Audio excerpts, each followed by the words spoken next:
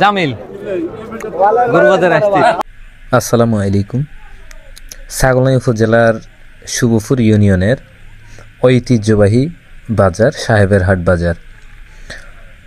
প্রতিবারের মতো কোরবানির ঈদকে সামনে রেখে সাহেবের হাট বাজারে আজ জমে উঠেছে জমজমাট কোরবানির পশুর হাট। এই বাজারে দূর দূরান্ত থেকে গরু, ছাগল, মহিষ নিয়ে আসা হয় এবং আজকে বাজার মঙ্গলবার হিসেবে সাহেবের হাট বাজার বসে এখানে। এই বাজারে ক্রেতা, দর্শনার্থী, বিক্রেতা যেন ঢল নেমেছে। তুলনামূলকভাবে গত বছরের তুলনায় এই বছর এই বাজারে গরু ক্রয় বিক্রয় অনেকটাই কম হয়েছে। চাহিদা মাফিক বিভিন্ন রঙের গরু বাজারে এসেছে, কিন্তু ক্রেতার চেয়ে দর্শনার্থীর ভিড়টা বেশি ছিল।